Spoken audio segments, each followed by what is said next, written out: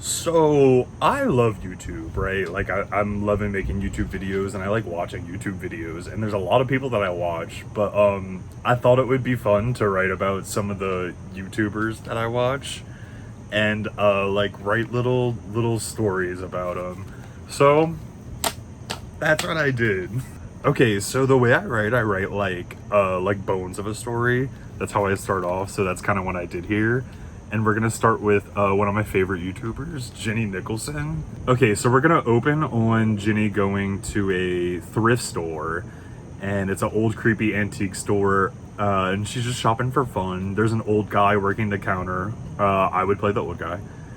While Jenny's shopping, she spots a mimic twinkle eye pony for $10. She's like, oh my goodness, a mimic twinkle eye pony for only $10? It's like a super rare pony. So she buys it and she goes home. After she buys it, weird things start happening at night, like pictures falling off the walls, and some of her toys are found on the ground and they're broken in pieces. Jenny's like, oh, what's happening? One night, Jenny's in her home and she hears people in her house. Oh no, Jenny! Oh no, Jenny, there's people in her house!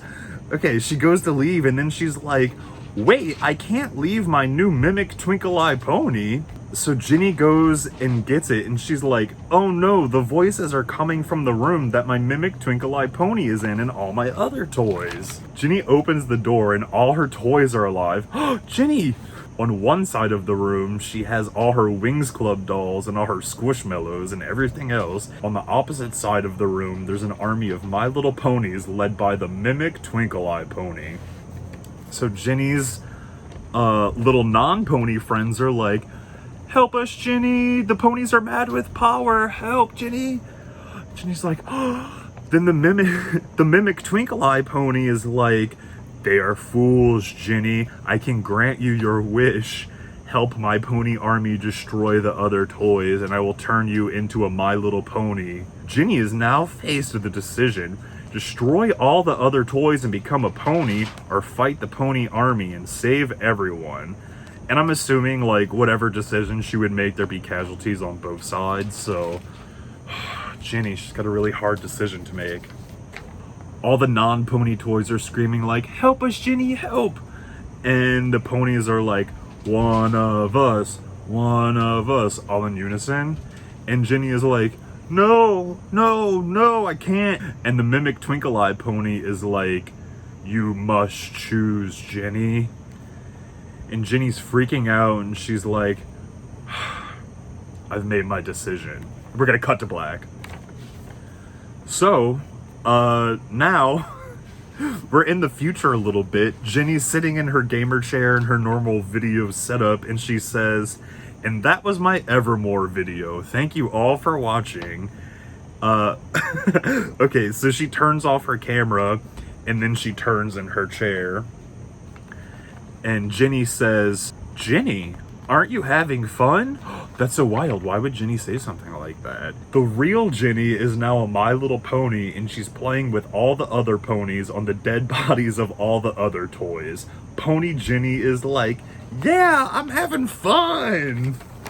Cut back to the human Jenny, who pulls off a wig revealing mimic Twinkle Eye's hair, and then Jenny takes off her human eyes to reveal green twinkle eyes, and she says, good, Jenny, good, and then evil laughs. And that's the end. Poor Jenny. So my next YouTuber, who I absolutely love, is Christine McConnell. We open on a suburban street where all the houses look the same. One house is having a party, which is a card night. Okay, I don't know why I wrote it like that. This is a period piece set in like the 50s. Okay. Yeah, a man and a woman sneak out in the front yard and they're like, we have to quit meeting up like this. My spouse is getting suspicious. Oh no. Okay, and while they're talking, a lady in a hot rod comes rolling down the street, followed by an old creepy moving van. The people playing cards see and hear this hot rod and they walk out to the front yard to see what's happening. A very made-up woman in all red parks her car in front of a decrepit house across the street from all the people.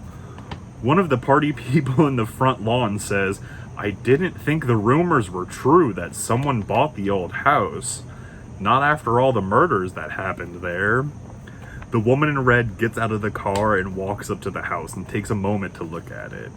Another party member says, moving in the middle of the night? That just ain't right. Why does that rhyme? She said that quietly to another person next to her. The woman in red turns around to look at the crowd. It's Christine. She waves and says, good evening, everyone, and winks to the woman who talked about her, then turns and goes into her pitch black house. Oh my goodness. A man in a dirty jumpsuit and a bag over his head starts moving boxes into the house from the moving van. The party members are now uncomfortable and they all start to leave. Okay. Christine, what's happening? The next day, the woman who talked to the guy in the front yard of the party, saying they need to quit seeing each other, brings a pie over to Christine's house. Oh my goodness, that's so nice of her. Outside, the house is old and decrepit. No one's lived there for years. The woman knocks on the door and the door opens. No one's there. The woman's like, hey, new neighbor, I made you a pie. No one's there. Okay, the woman looks around the house and is the most beautifully creepy house that she's ever seen. There are no moving boxes there, and it looks like everything's been there for years. What's gonna happen? Okay. So stupid. Cat starts to surround the woman as she calls out, hello? The woman sees a crystal on a table. She looks around to make sure the coast is clear and then pockets the crystal. Why would you steal from Christine? No! Okay, the cats start to meow at the woman, and Christine appears behind her and slams the door shut. And Christine says, we wouldn't want one of the cats getting out now, would we? The woman's like, no, hi, my name's Rosemary. Christine says, hi, nice to meet you. I'm Christine. Rosemary's like, I made you a pie to welcome you to the neighborhood. Christine's like, oh, how sweet of you. That is so nice to welcome someone to the neighborhood like that. Okay. Screaming and begging can be heard in the basement. Christine says, silence! And all the noise stops. Rosemary's like, is that your husband? Christine says something like that. I just call him my captive. But, you know. And then she says, I'm somewhat of a baker myself. Rosemary's like, oh, really? This weekend is the town's big bake-off, and it would be a great opportunity for you to meet the community. Christine says, what an excellent idea. A cat hisses at Rosemary. She says, well, I'm off. Christine says, one last thing, Rosemary. What's in your pocket? Oh no, Christine knows all. Rosemary says, nothing. Just my house keys. She tried to get past Christine. Christine stops her, puts her hand in Rosemary's pocket and pulls out the crystal. Christine says, you know, lying's not nice and stealing. How is that a welcome to the neighborhood? Rosemary says, I'm sorry, I have to go, and tries to get past Christine. Christine grabs Rosemary's wrist. Blech. Christine grabs Rosemary's wrist, looks her in the eyes and says, you aren't going anywhere. Oh no!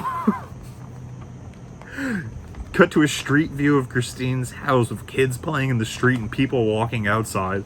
Oh no, you shouldn't have stole from Christine. What are you doing? Come on. So now we cut to the weekend. We're at the baking competition. The announcer takes the votes from the 4 judges that judge the baking competition. The announcer says, by a landslide like I've never seen before, Christine's rosemary pie is the winner. The crowd goes crazy. Christine walks up to the stage, winking at the person who is pissed that Christine won. Christine says, thank you all for this, and thank you for accepting me into the neighborhood. The announcer says, it really is a shame that everyone couldn't try the pie. Christine says, lucky for everyone, I brought a small gift. I made little tiny pies for everyone to try. The man with a bag on his head rolls out a cart full of small pies for everyone to have. They all start eating them. The announcer talks to Christine while eating his pie and says, "It's delicious, Christine. What's your secret?" Christine says, "Rosemary." The announcer says, "I figured that. Is it fresh or store-bought?" Christine says, "No, I don't think you understand. Rosemary was that sweet, sweet woman that lived across the street from me." Christine! The announcer looks at Christine, then at the pie, and sees a toe in the pie. He drops it and goes to say something, but he can't. He grabs his throat and looks at the judges. They are all dead, face down in the pies. The audience starts to drop, followed by the announcer. Everyone is dead. Oh no! Christine says to the man with a bag on his head, "Go get the van. This is gonna take a while." What's gonna happen? Christine's so funny like that. Alright, now we're gonna cut to a family in a living room watching a commercial.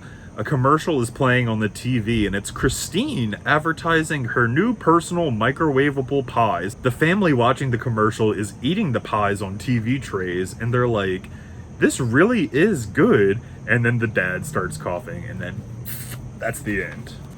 Okay, and then my next YouTuber is the baby boy himself, Billiam. I absolutely love Billiam. Okay. So, we're gonna open with Billiam leaving his house to go buy some more Digimon cards. Billiam arrives in the parking lot at the Digimon card store. So stupid. David Zaslav is leaning on a van smoking a cigarette in the parking lot. He goes up to Billiam and chloroforms him and whispers in his ear, "I never forgot what you said about the mermaid documentary." Okay, so now, cut to Billiam waking up in a jungle. Billiam's movement activates a leap pad that starts playing a video. The video is an ad for a new Discovery Plus show where famous YouTubers are acting in a new scripted survival show. In this jungle, monsters have been released, and it is the YouTuber's job to make it to the top of the mountain without dying. The Leapster video stops playing, and Billiam's like, "Oh no, the head of Discovery Plus, David Zaslav, put me here because I made that mermaid video." Wow, that's a little bit on the nose. "If anything happened to me, people would think it's fake, but it's real." Oh my goodness. David Zaslav, sitting in his office in a volcano, is watching Billiam put the pieces together and starts evil laughing. Billiam starts his way to the mountain and goes, "Uh-oh," as he runs into a Bigfoot. Run, Billiam, run! Billiam says to himself, "Bigfoot is real." Wait, Billiam says. He sees real-life mermaids in the river. Oh no, what's happening? Billiam says, "Oh no, David Zaslav genetically created cryptids just for this TV show." Cut to David Zaslav back in his volcano office, laughing, and he says, "You fool, not just for this show. Every show on Discovery Plus will have a cryptid in it now." Cut back to Billiam. Billiam's like, "I must make it to the top of the mountain to tell the world what a madman David Zaslav is." Okay, so now we're going to go into a montage of Billiam making his way to the mountain, fighting cryptids, hiding from cryptids, running from cryptids. Oh man, Billiam has traveled so far and he survived all the obstacles on his way to make it up to the top of the mountain. Oh man, he made it up to the top of the mountain! All that is there on top of the mountain is another Leapster. He plays it. It takes a while because it's a Leapster. So the video starts playing. Oh no, it's David Zaslav. He says, "Billiam, you foiled my plans. You weren't supposed to make it this far. No matter, I have a plan B." In the video, David Zaslav shows Billiam a video of his cat and says, "Get on the helicopter and wait for your orders. We wouldn't want anything bad to happen to your cat." Oh my goodness, what is Billiam supposed to do? His cat's life's on the line. What are we gonna do? Billiam has no choice but to listen to the evil David Zaslav. Billiam gets in the helicopter and his new mission is to be part of Discovery Plus's new show where a bunch of YouTubers live in a house together with Bigfoot. People really like Billiam on the show, but they said he's a little dead behind the eyes. And that's the end. Dun dun dun. Okay, this was silly, but like, I really like YouTube, and I like those YouTubers a lot. So, thank you for watching. That's it. Goodbye.